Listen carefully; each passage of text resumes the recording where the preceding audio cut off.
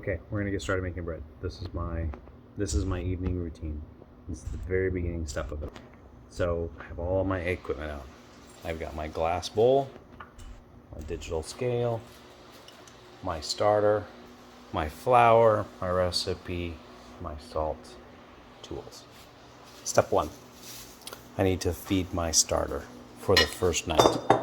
So what I will do is I'll put my starter that just came out of the refrigerator, and then I'm going to feed it its first night, which is a very tiny portion of rye flour and water. So we'll come right back.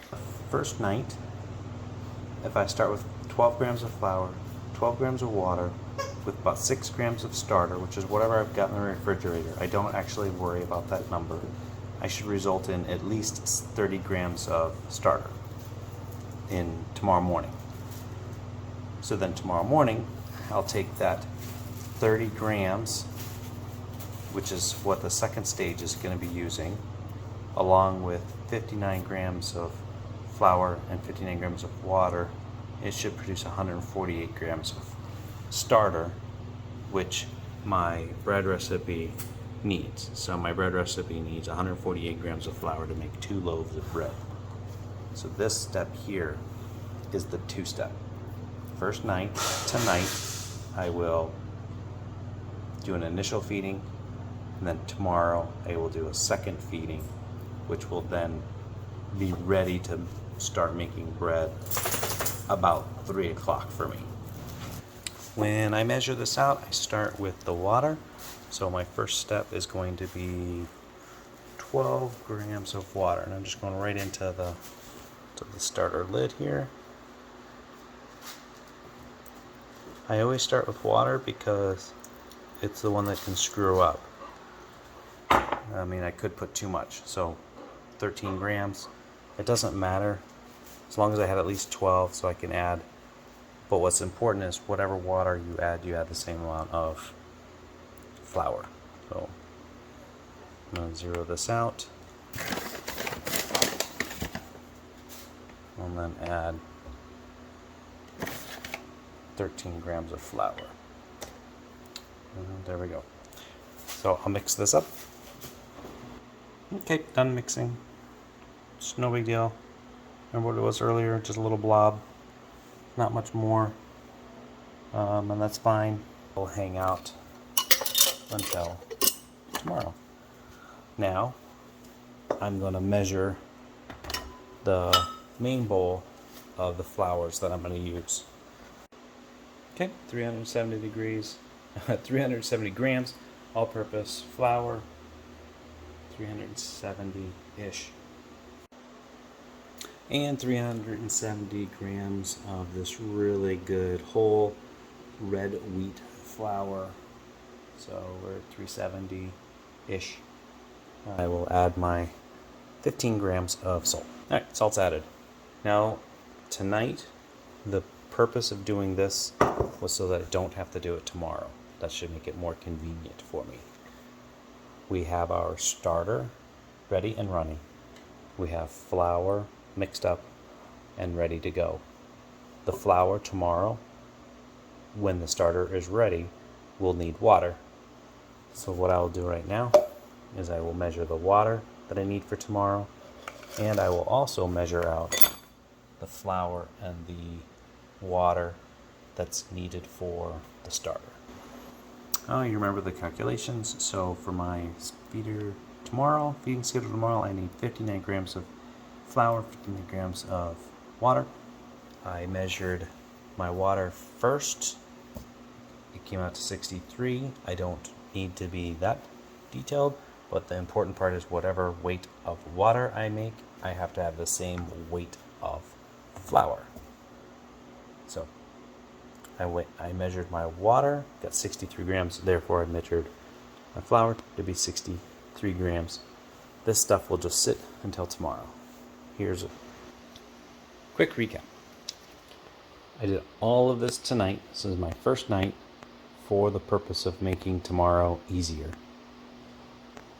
I'm about to go to bed, so I will put napkin over all of this stuff, and it'll just sit on the counter till tomorrow. What I did is I took my refrigerated starter. There's just a little spitch in there that I added the first feeding to. I measured out what the second feeding will be. I measured out my entire bowl of flour and salt, and I measured my water. So I don't have to do any measuring tomorrow. And then we'll see how tomorrow morning goes. Okay, it's next day now. Everything's been just sitting here on the counter.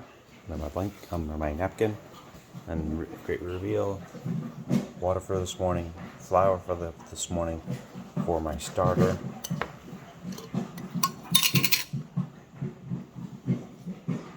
You can see it's a little bit more puffed up. Not a ton, but that's okay. This is just an initial feeding from last night. So what I will do now is mix the water first into my starter. I'll take a spoon and scrape that around and then add the flour.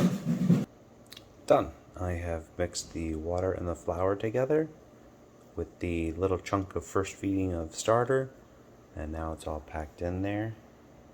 I used the rubber band on the jar to show me how the volume is, and I can track the volume through the day.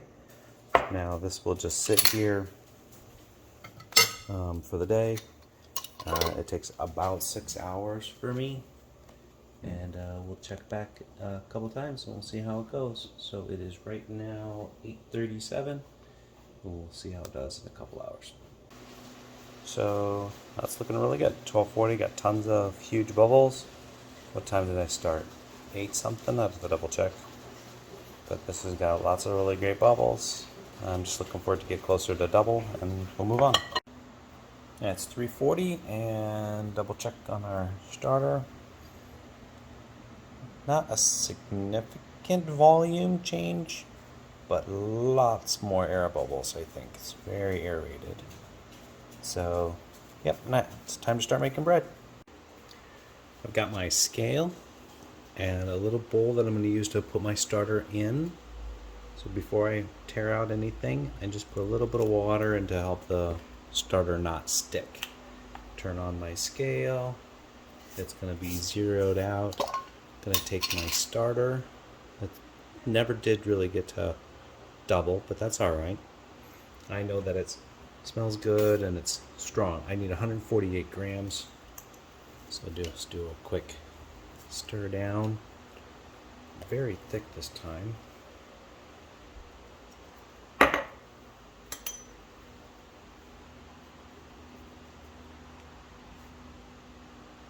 That's 130 grams.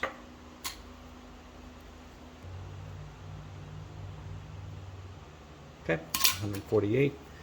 So what's left in my jar is just the scrapings that's left over. There's negligible amount in there, but that'll be enough for when I go to make my next round. So this gets capped off and it'll go in the fridge. A little mixy. So the whole wheat and the white mix through. Make myself a little hole in the middle. I will drop my starter and a pot of water into it. I'm gonna give it a little water. And I'll just start mixing. So this part here will be, it's this big chunk of starter in the middle. I'm just pressing it in, trying to keep it smooth.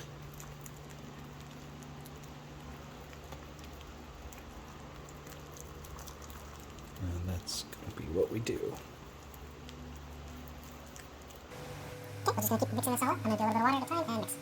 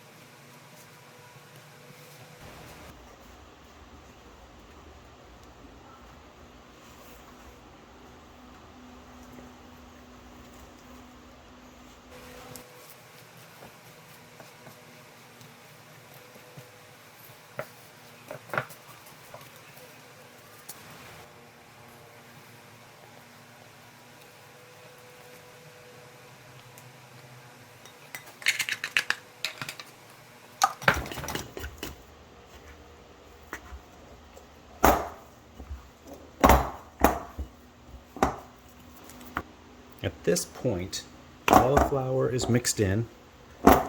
There's no flour visible. I'm only folding it so that I can get underneath to see if there's any flour. It's very thick, but it looks smooth. And what I'll do right now is I'll just scrape down my bowl. I did switch over to this harder plastic dough scraper because it makes it easier on the bowl.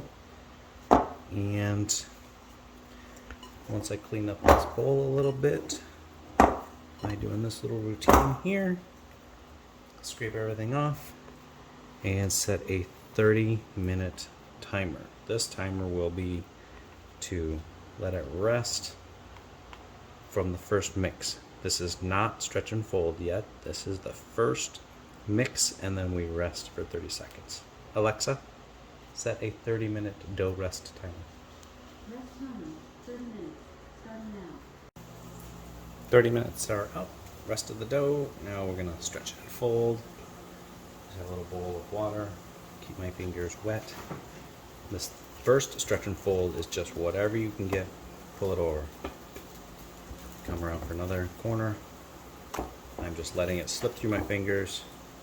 Stretch it out. Using my fingers to scrape the edge here to try to get as much of the bread as I can underneath it. When I get about halfway, I stretch it up and I fold it back down. I'm almost all the way over the bowl. So I'm back to my same spot that I started with. And that's it. It feels like I could still stretch it out some more. So this is where it's just a feeling thing. I'm pulling the dough gently here. I give it the little wiggle to make it give a little more. And it lets me know that it can still stretch. Okay, it's getting tight, so now what I'm going to do is just finish this off by making it shape more like I'm not digging my fingers in there. I'm lifting it up. I'm finishing my stretch and fold in this pattern that I'll do every 30 minutes now. I go to the nice long side here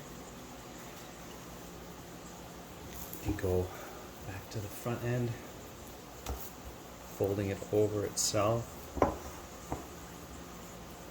and on the opposite side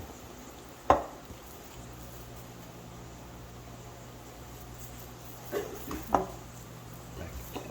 So there, done. First stretch and fold. I'll set a 30-minute timer.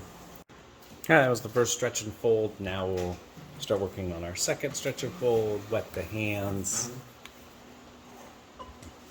And we'll see how it's already different. The pull, it just lets go of it. Stretch, fold over itself. Rotate 180. Again. Pull. Releases from the glass. Wet the fingers.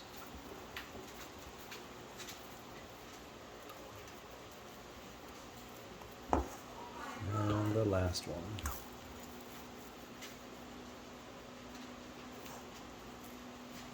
And there's very little that's being left behind on the dough. Most of it's going in staying in the bowl and staying on the bread. 30-minute stretch, 30-minute rest, and then we'll do the next stretch and fold. Another stretch and fold. See how it's different. Again, wet the hands. I'm just gonna go. Notice how it pulls away from the bowl.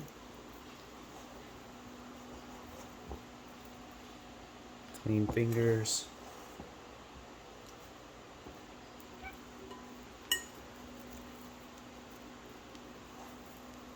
I'm just lifting and letting gravity pretty much handle it, and then the little wiggle expedites the pulling of it. Pick it up at about 3/4 way long, just lift. You can feel it stretching in my fingers. This will be the last of our 4.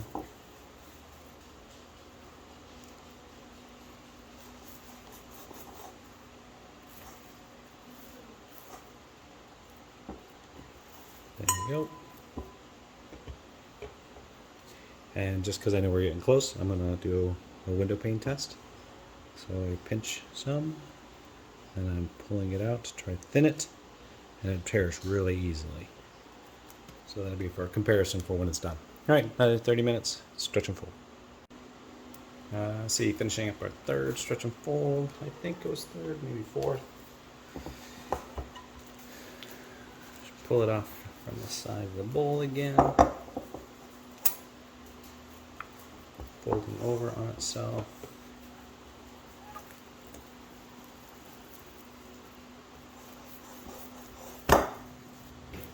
Kind of quick flicking it so it'll go back onto the side.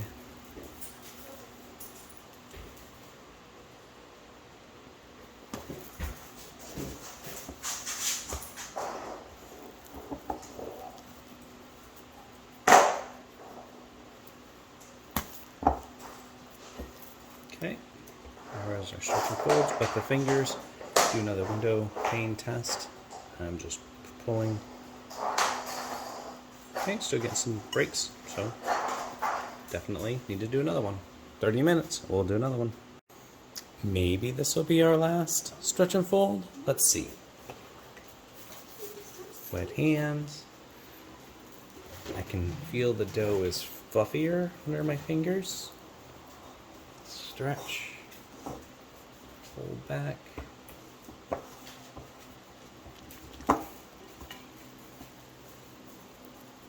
Stretching it. I do that rolling just to try to get the dough to give me more stretch.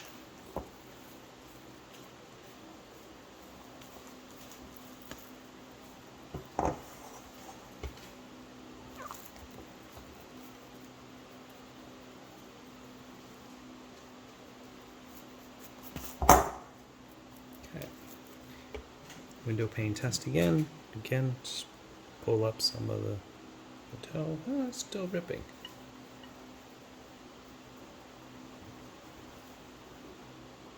That feels pretty good. That ripped up there at the top. I think I can go forward with this.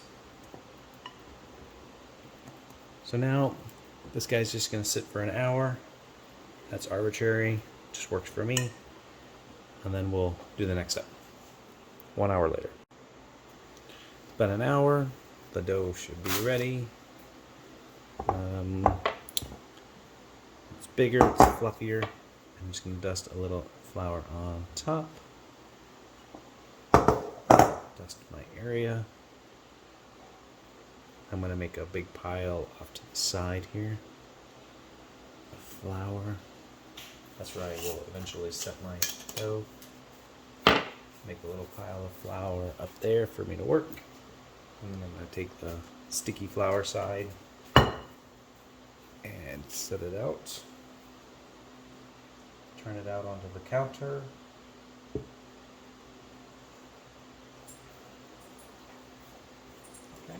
Okay.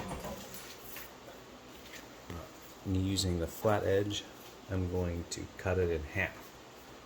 I will just put a little line of flour where I'm going to be cutting. It just makes it easier for me.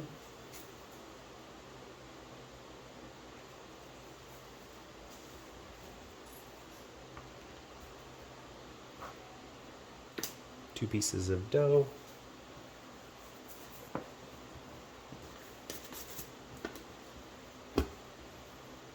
Just going to gently pull it out a little to a little bit of a rectangle and just reshape it. Folding it back in on itself, giving a little pull, and pushing it back into the center again.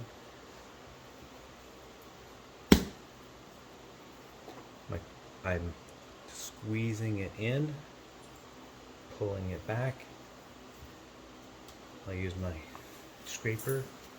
I'm gonna do like this, where I bring it up and push it back on, push the edge underneath itself. The surface is slightly wet. Each time I do this, I can feel it getting drier and tighter.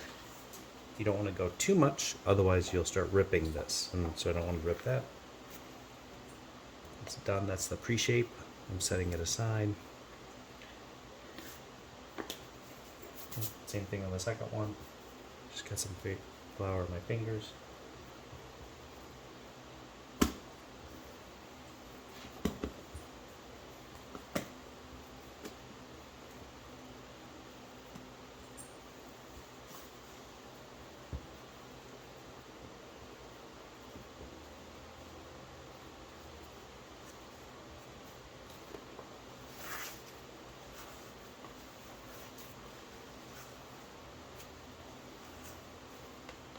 This hand is just pushing it over and then directing that fold underneath itself.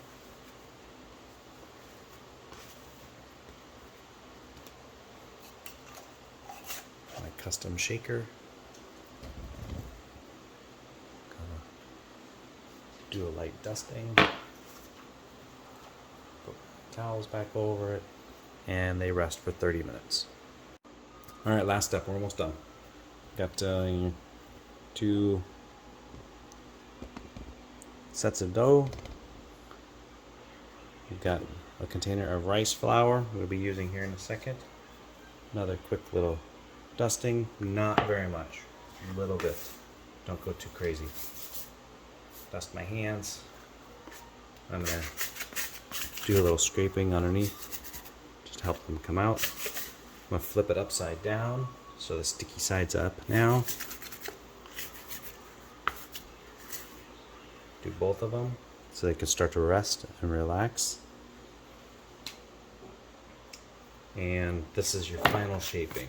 I'm gonna go with bannetons that are ovals. So I got 2 of these guys. And this takes a lot of practice. This is probably the most technique based, and everybody's got their own way of doing it. I'm just carefully stretching it out into almost an A shape. So it's kind of A-shaped here. I'm going to take the edges, fold it in a bit. I'm taking sticky onto sticky. Now this part here is sticky. And I'm going to just start rolling this up onto the sticky section.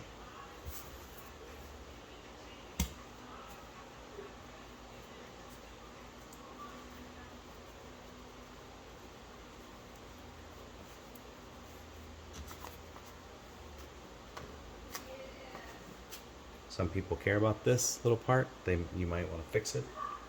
When you get better, you can work at stretching that out. The same, looks like on the same side. Again, I'm using my scraper, I'm sliding it up, trying to make this tighten up. Did the same thing when it was in the ball shape, but now it's in this long run here. This is a large container of rice flour. I'm just going to flip this into it.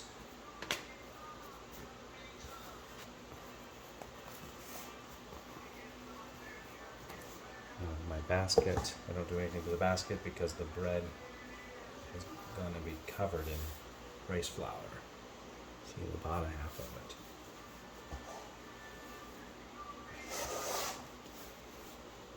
Just drop it in.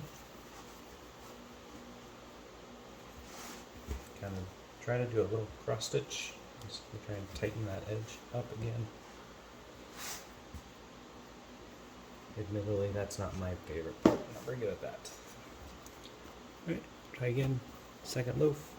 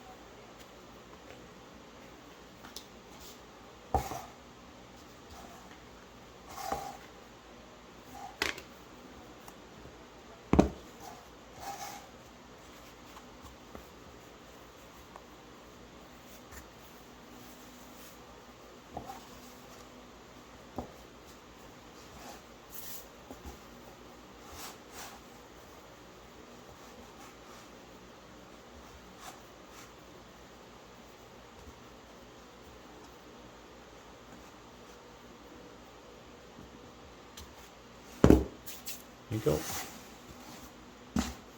2 breads in the basket.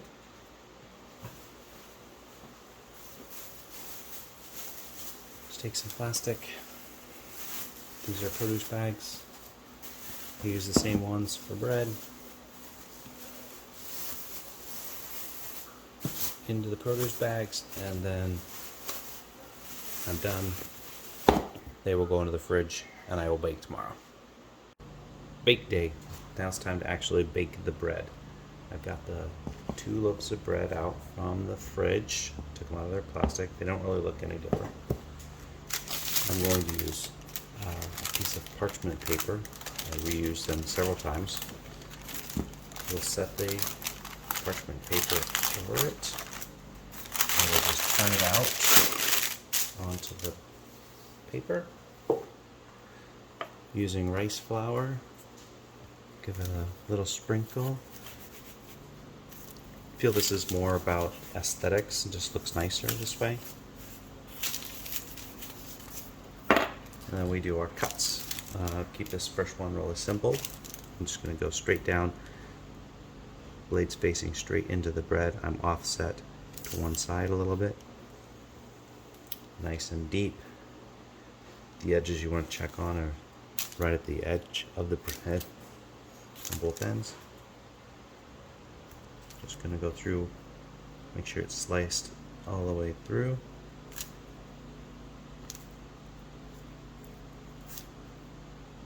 That's it. Leave it. Could decorate it on little tiny slashes, little diagonal slashes. We'll start making the traditional wheat flour, and then I'm going to get the cast iron from the oven. Okay, cast iron has been sitting in the oven, preheating with everything else. The long piece of parchment is used to just lift it up, set it into it. I've got some nice little gloves. I will throw the lid on and then put it in the oven. Now I move pretty quickly here on the second one because first one is in the oven and I don't want to mess up my timing.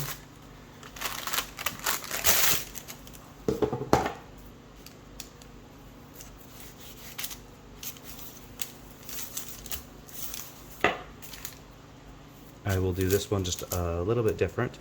This time I'm going to go straight down the middle, checking those edges, but then I'm going to come again at an angle on both sides of the slit that I made. And I'm just going to do the wheat slices on the side. And time to get the oven cast iron. A little different cast iron, but this is just the lid for it. That goes in, and then I get the other part.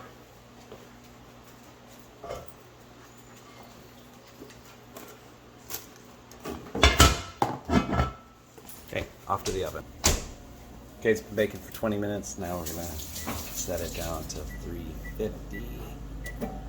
And I'm gonna take it out, take the lids off. It's down here.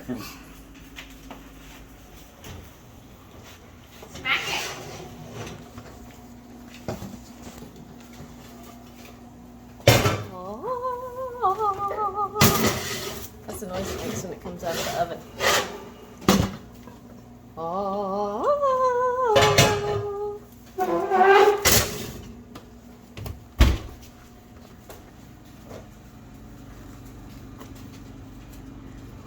Are you going to say how long it's supposed to go in for now?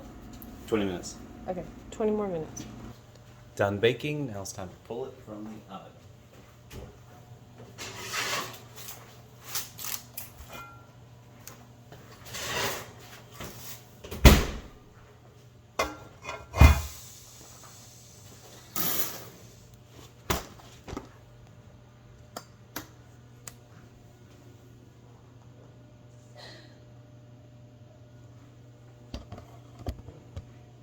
And then to the tray. You can see where the slices had shaped it. And then this split is where, no, actually, this split is when we did the deep cut.